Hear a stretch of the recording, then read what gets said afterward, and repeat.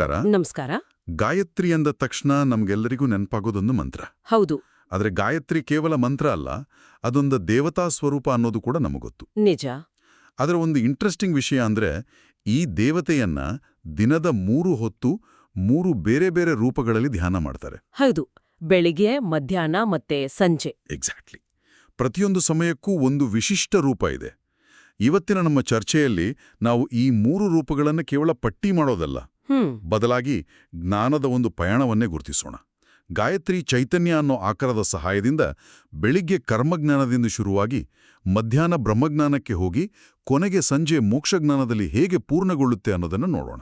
ಹೌದು, ತುಂಬಾ ಚೆನ್ನಾಗಿ ಹೇಳಿದ್ರಿ. ಇದೊಂದು ಜ್ಞಾನದ ಪಯಣವೇ ಸರಿ. ಹೌದು. ಈ ಚರ್ಚೆ ಶುರು ಮಾಡಕ್ಕೆ ಶ್ರೀಮದ್ ದೇವಿ ಭಾಗವತದ ಒಂದು ಶ್ಲೋಕ ತುಂಬಾನೇ ಸೂಕ್ತ ಅನ್ಸುತ್ತೆ. ಓ, ಹೇಳಿ. ಕೇಂ ಸರ್ವ ಚೈತನ್ಯ ರೂಪಾಂ ತಾಂ ಆದ್ಯಾಂ ವಿದ್ಯಾಂ ಚ ಧೀಮಹಿ ಬುದ್ಧಿಂ ಯಾನಃ ಪ್ರಚೋದಯಾತ್. ಇದರ ಸರಳ ಅರ್ಥ, ಎಲ್ಲ ಚೈತನ್ಯದ ಸ್ವರೂಪಳಾದ ಆದಿಶಕ್ತಿಯಾದ ಬ್ರಹ್ಮವಿದ್ಯೆಯ ರೂಪದಲ್ಲಿರುವ ಆ ದೇವಿಯನ್ನ ನಾವು ಧ್ಯಾನ ಮಾಡ್ತೀವಿ. ಅವಳು ನಮ್ಮ ಬುದ್ಧಿಯನ್ನ ಒಳ್ಳೆಯ ದಾರಿಯಲ್ಲಿ ನಡೆಸಲಿ. ಅಂದ್ರೆ ಇಲ್ಲಿ ನೋಡಿ, ಗಾಯತ್ರಿಯನ್ನ ಕೇವಲ ದೇವತೆ ಅನ್ನೋದಕ್ಕಿಂತ ಈ ಜಗತ್ತಿನ ಮೂಲ ಚೈತನ್ಯ ಅಂದ್ರೆ ಆದಿಶಕ್ತಿ ಅಂತ ಗುರುತಿಸಲಾಗಿದೆ. ವಾವ್. ಅಂದ್ರೆ ನಾವು ದಿನದ 3 ಹೊತ್ತು ಆ ಮೂಲ ಚೈತನ್ಯದ 3 ವಿಭಿನ್ನ ಆಯಾಮಗಳನ್ನ ಧ್ಯಾನ ಮಾಡ್ತೀವಿ ಅಂತಾಯ್ತು. ನಿಖರವಾಗಿ. ಹಾಗಾದ್ರೆ ಈ ಪಯಣವನ್ನ ಶುರು ಮಾಡೋಣ. ಮೊದಲು ಪ್ರಾತಃ ಕಾಲ, ಅಂದ್ರೆ ದಿನದ ಆರಂಭ. ಸರಿ. ಬೆಳಗಿನ ಸಂಧ್ಯಾವಂದನೆಯಲ್ಲಿ ಪೂಜಿಸುವ ಗಾಯತ್ರಿಯ ರೂಪ ಯಾವುದು, ಅದರ ವಿಶೇಷತೆ ಏನು?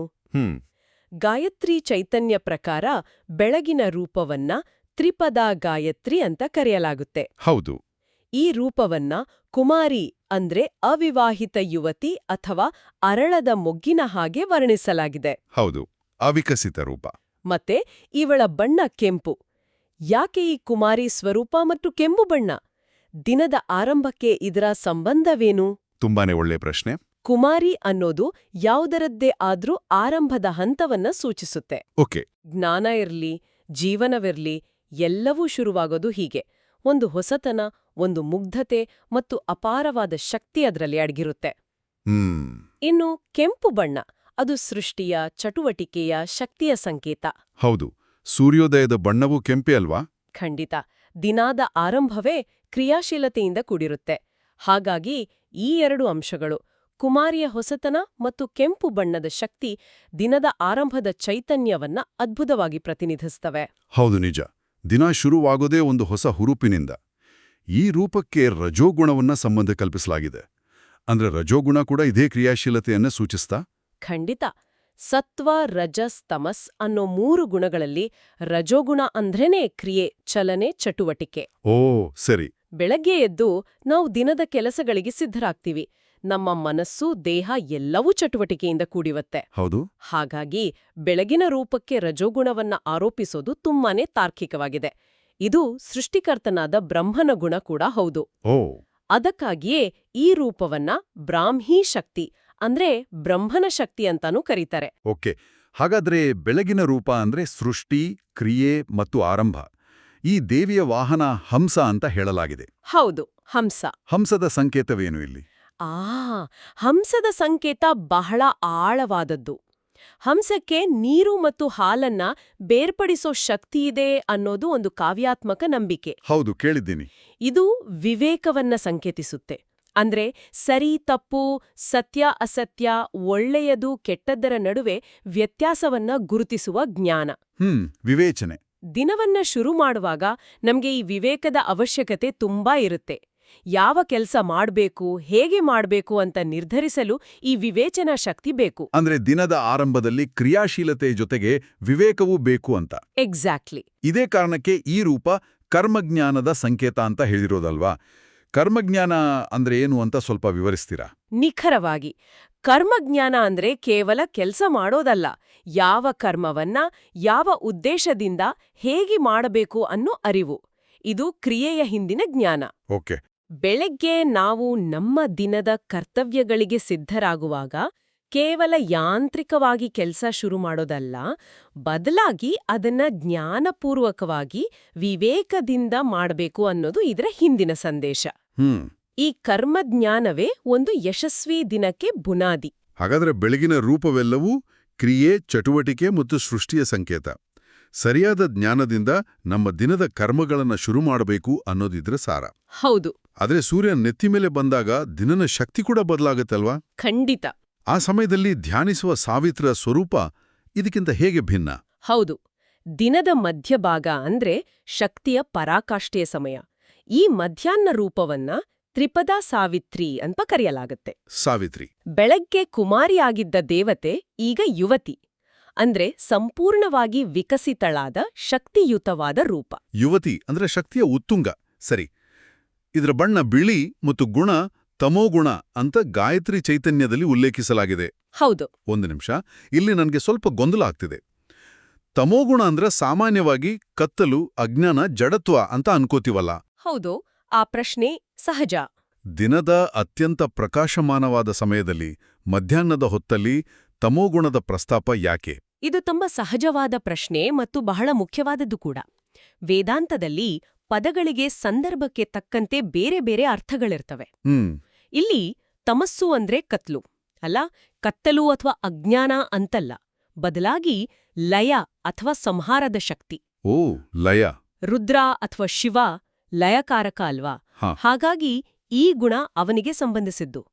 ಈ ರೂಪವನ್ನ ರುದ್ರನ ಶಕ್ತಿಯಾದ ರುದ್ರಾಣಿ ಅಂತಾನೂ ಕರೀತಾರೆ. ರುದ್ರಾಣಿ ಇದು ನಕಾರಾತ್ಮಕ ಶಕ್ತಿಯಲ್ಲ, ಬದಲಾಗಿ ಹಳೆಯದನ್ನ, ಅನಗತ್ಯವಾದುದನ್ನ, ಅಡ್ಡಿಪಡಿಸುವ ಅಂಶಗಳನ್ನ ಅಳಿಸಿ ಹೊಸ ಬೆಳವಣಿಗೆಗೆ ಜಾಗ ಮಾಡಿಕೊಡುವ ಒಂದು ಪರಿವರ್ತನೆಯ ಶಕ್ತಿ. ಓ, ಹಾಗಾದ್ರೆ ಇದು ವಿನಾಶ ಅಲ್ಲ, ಬದಲಾಗಿ ಒಂದು ರೀತಿಯ ಶುದ್ಧೀಕರಣ ಅಥವಾ ಪರಿವರ್ತನೆ ಅಂತ ಹೇಳಬಹುದು. ಖಂಡಿತ.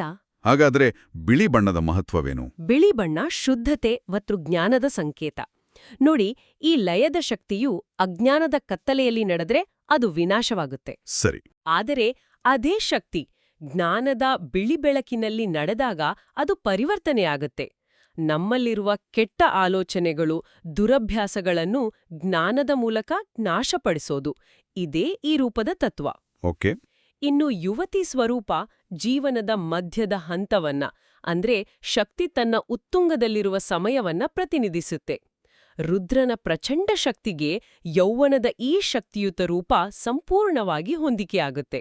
ಇದು ತುಂಬಾ ಆಳವಾದ ಅರ್ಥವನ್ನ ಕೊಡುತ್ತೆ.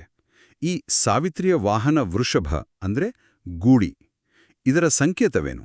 ವೃಷಭ ಅಥವಾ ನಂದಿ ಕೇವಲ ಶಕ್ತಿಯ ಪ್ರತೀಕವಲ್ಲ, ಅದು ಧರ್ಮದ ಪ್ರತೀಕ. ಧರ್ಮದ ಪ್ರತೀಕ. ಶಿವನ ದೇವಸ್ಥಾನಗಳಲ್ಲಿ ಗರ್ಭಗುಡಿಯ ಮುಂದೆ ನಂದಿ ಇರುವುದನ್ನು ನೋಡಿರ್ತೀವಿ. ಅದು ಯಾವಾಗಲೂ ಗರ್ಭಗುಡಿಯ ಕಡೆಗೆ ಮುಖ ಮಾಡಿರುತ್ತೆ ಅಲ್ವಾ? ಹೌದು ಹೌದು. ಅಂದ್ರೆ ಧರ್ಮದ ಅಡಿಪಾಯದ ಮೇಲೆ ನಿಂತಿರುವ ಪ್ರಚಂಡ ಶಕ್ತಿ ಯಾವಾಗಲೂ ದೈವತ್ವದ ಕಡೆಗೆ ಮುಖ ಮಾಡಿರ್ಬೇಕು ಅನ್ನೋದು ಅದರ ಸಂದೇಶ. ಇಲ್ಲಿಯೂ ಅಷ್ಟೇ, ಈ ಲಯದ ಶಕ್ತಿಯು ಧರ್ಮಬದ್ಧವಾಗಿರ್ಬೇಕು. ಅಂದ್ರೆ ವೃಷಭ ಕೇವಲ ಶಕ್ತಿಯ ಸಂಕೇತವಲ್ಲ, ಅದು ಧರ್ಮಬದ್ಧ ಶಕ್ತಿಯ ಸಂಕೇತ.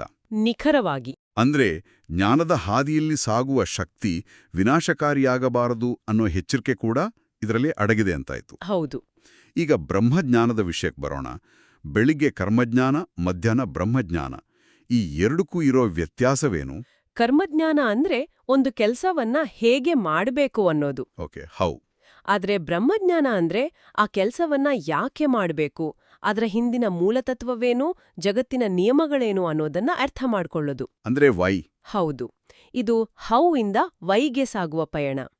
ಜೀವನದ ಮಧ್ಯಭಾಗದಲ್ಲಿ ಮನುಷ್ಯ ಕೇವಲ ಕೆಲಸ ಮಾಡೋದಷ್ಟೇ ಅಲ್ಲ, ಅದರ ಹಿಂದಿನ ದೊಡ್ಡ ಚಿತ್ರಣವನ್ನ, ಬ್ರಹ್ಮತತ್ವವನ್ನ ಅರಿಯಲು ಪ್ರಯತ್ನಿಸಬೇಕು ಅನ್ನೋದನ್ನ ಇದು ಸೂಚಿಸುತ್ತೆ. ತುಂಬಾ ಚೆನ್ನಾಗಿ ವಿವರಿಸಿದ್ರಿ.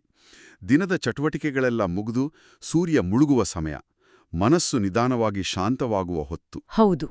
ಈ ಸಾಯಂಕಾಲದ ರೂಪದ ಬಗ್ಗೆ ತಿಳಿಸ್ಕೊಡಿ. ದಿನದ ಕೊನೆಯ ಸಂಜೆಯ ರೂಪವನ್ನ ತ್ರಿಪದಾ ಸರಸ್ವತಿ ಅಂತ ಕರೆಯಲಾಗುತ್ತೆ. ಸರಸ್ವತಿ. ಬೆಳಿಗ್ಗೆ ಕುಮಾರಿ, ಮಧ್ಯಾಹ್ನ ಯುವತಿಯಾಗಿದ್ದ ದೇವತೆ ಈಗ ಪ್ರೌಢ.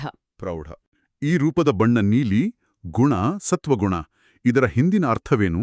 ಹೌದು, ಇದನ್ನ ಜೀವನದ ಪ್ರೌಢಾವಸ್ಥೆ ಅಥವಾ ವೃದ್ಧಾಪ್ಯಕ್ಕೆ ಹೋಲಿಸಬಹುದು. ಇದು ಜ್ಞಾನ ಮತ್ತು ಅನುಭವದಿಂದ ತುಂಬಿದ ಸಮಯ.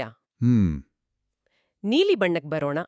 ನೀಲಿ ಬಣ್ಣ ಅನಂತವಾದ ಆಕಾಶ ಮತ್ತು ಆಳವಾದ ಸಾಗರವನ್ನ ನೆನಪಿಸುತ್ತೆ. ಹೌದು. ಇದು ಶಾಂತಿ, ಸ್ಥಿರತೆ ಮತ್ತು ಗಂಭೀರ್ಯವನ್ನ ಸೂಚಿಸುತ್ತೆ. ಇನ್ನು ಸತ್ವಗುಣ ಅಂದ್ರೆ ಜ್ಞಾನ, ಶುದ್ಧತೆ, ಸಮತೋಲನ ಮತ್ತು ಸಾಮರಸ್ಯದ ಪ್ರತೀಕ. ಓಕೆ. ದಿನದ ಎಲ್ಲಾ ಚಟುವಟಿಕೆ ಹೋರಾಟಗಳು ಮುಗಿದ ಮೇಲೆ ಮನಸ್ಸು ಒಂದು ಸಮತೋಲಿತ ಮತ್ತು ಶಾಂತ ಸ್ಥಿತಿಗೆ ತಲುಪುವುದನ್ನ ಇದು ಸಂಕೇತಿಸುತ್ತೆ. ಹ್ಮ್. ಈ ರೂಪ ವಿಷ್ಣುವಿನ ಶಕ್ತಿಯಾದ ವೈಷ್ಣವಿಗೆ ಸಂಬಂಧಿಸಿದ್ದು. ವಿಷ್ಣು ಸ್ಥಿತಿಕಾರಕ, ಅಂದ್ರೆ ಜಗತ್ತನ್ನ ಪಾಲನೆ ಮಾಡುವವನು. ಹೌದು. ಈ ಪರಿಪಕ್ವ ರೂಪಕ್ಕೂ ವಿಷ್ಣುವಿನ ಪಾಲನಾ ಕಾರ್ಯಕ್ಕೂ ಏನು ಸಂಬಂಧ? ತುಂಬಾನೇ ಮುಖ್ಯವಾದ ಸಂಬಂಧವಿದೆ. ಪ್ರೌಢ ಅಥವಾ ಪರಿಪಕ್ವ ಸ್ಥಿತಿ ಅಂದ್ರೆ ಏನು? ಅದು ಎಲ್ಲವನ್ನೂ ಸಮತೋಲನದಿಂದ ನೋಡುವ, ಸ್ಥಿಮಿತದಿಂದ ನಿಭಾಯಿಸುವ ಹಂತ. ಸರಿ. ವಿಷ್ಣು ಸ್ಥಿತಿಕಾರಕ, ಅಂದ್ರೆ ಅವನು ಜಗತ್ತಿನ ಸಮತೋಲನವನ್ನ ಕಾಪಾಡುವನು. ಹಾಗಾಗಿ ಈ ರೂಪವು ಸ್ಥಿತಿ, ಪಾಲನೆ ಮತ್ತು ಸಮತೋಲನವನ್ನ ಸೂಚಿಸುತ್ತೆ. ಓಕೆ. ನಮ್ಮ ಜೀವನದಲ್ಲೂ ಅಷ್ಟೇ ಅಲ್ವಾ? ಹೌದು, ನಮ್ಮ ಜೀವನದಲ್ಲೂ ಅಷ್ಟೇ. ಅನುಭವ ಬಂದ ಮೇಲೆ ನಾವು ಹೆಚ್ಚು ಸಮತೋಲನದಿಂದ ಇರ್ತೀವಿ. ಹಾಗಾದ್ರೆ ಈ ರೂಪದ ವಾಹನವಾದ ಗರುಡ ಏನನ್ನ ಸಂಕೇತಿಸುತ್ತೆ? ಗರುಡ ವೇಗ, ಶಕ್ತಿ ಮತ್ತು ಜ್ಞಾನದ ಸಂಕೇತ. ಜ್ಞಾನದ ಸಂಕೇತ ಕೂಡನಾ? ಹೌದು, ಅವನು ವೇದಗಳ ಮೂರ್ತ ರೂಪ ಅಂತನೂ ಹೇಳಲಾಗುತ್ತೆ.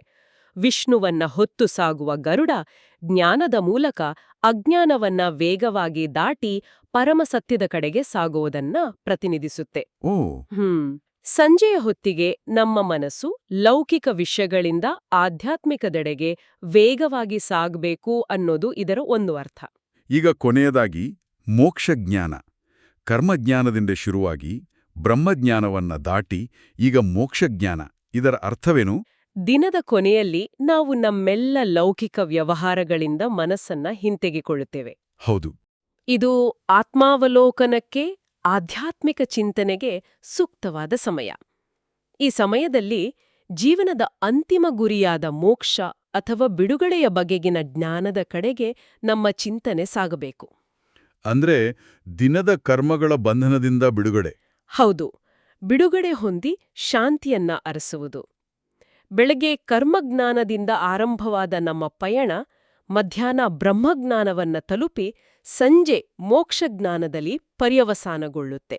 ಹಾಗಾದ್ರೆ ನಾನಿದ್ನ ಸರಿಯಾಗಿ ಅರ್ಥ ಮಾಡ್ಕೊಂಡಿದ್ದೇನೆ ನೋಡಿ. ಬೆಳಗ್ಗೆ ಕ್ರಿಯೆ ಹೇಗೆ ಮಾಡಬೇಕು ಅನ್ನೋ ಕರ್ಮಜ್ಞಾನ. ಸರಿ. ಮಧ್ಯಾಹ್ನ ಆ ಕ್ರಿಯೆ ಹಿಂದಿನ ಮೂಲತತ್ವದ ಅರಿವು ಅಂದ್ರೆ ಬ್ರಹ್ಮಜ್ಞಾನ. ಹೌದು. ಮತ್ತು ಸಂಜೆ ಆ ಎಲ್ಲಾ ಕ್ರಿಯೆಗಳಿಂದ ಆಚೆಗಿನ ಮುಕ್ತಿಯ ಚಿಂತನೆ ಅಂದ್ರೆ ಮೋಕ್ಷಜ್ಞಾನ. ಎಕ್ಸಾಕ್ಟ್ಲಿ. ಇದು ಕೇವಲ ಒಂದು ದಿನದ ಚಕ್ರ ಮಾತ್ರವಲ್ಲ, ಇಡೀ ಮನುಷ್ಯ ಜೀವನದ ಆಧ್ಯಾತ್ಮಿಕ ಬೆಳವಣಿಗೆಯ ಒಂದು ನಕ್ಷೆಯಂತಿದೆ. ಬಾಲ್ಯ, ಯೌವನ ಮತ್ತು ಪ್ರೌಢಾವಸ್ಥೆ. ನಿಖರವಾಗಿ. ಇದನ್ನ ನಮ್ಮ ವೃತ್ತಿಜೀವನಕ್ಕೂ ಹೋಲಿಸಬಹುದು. ಓ, ಹೇಗೆ? ಆರಂಭದಲ್ಲಿ ನಾವು ಕೇವಲ ಕೆಲಸ ಮಾಡೋದ್ರ ಮೇಲೆ, ಅಂದ್ರೆ ಕರ್ಮಜ್ಞಾನದ ಮೇಲೆ ಗಮನ ಹರಿಸ್ತೀವಿ. ಹೌದು, how to do the job. ನಂತರ ನಾವು ಮಾಡುವ ಕೆಲಸದ ದೊಡ್ಡ ಉದ್ದೇಶವೇನು, ಅದರ ಹಿಂದಿನ ತತ್ವವೇನು ಅಂತ ಬ್ರಹ್ಮಜ್ಞಾನದ ಕಡೆಗೆ ಯೋಚಿಸ್ತೀವಿ. The bigger picture. ಕೊನೆಗೆ ಕೆಲಸದಿಂದ ಆಚೆಗಿನ ನೆಮ್ಮದಿ, ಸಮತೋಲನ ಅಂದ್ರೆ ಒಂದ್ ರೀತಿಯ ಮೋಕ್ಷಜ್ಞಾನವನ್ನ ಹುಡುಕ್ತೀವಿ. ವಾವ್. ಹಾಗಾಗಿ ಇದು ಕೇವಲ ಒಂದು ಧಾರ್ಮಿಕ ಆಚರಣೆ ಅಲ್ಲ, ಇದೊಂದು ಸಂಪೂರ್ಣ ಜೀವನ ದರ್ಶನ.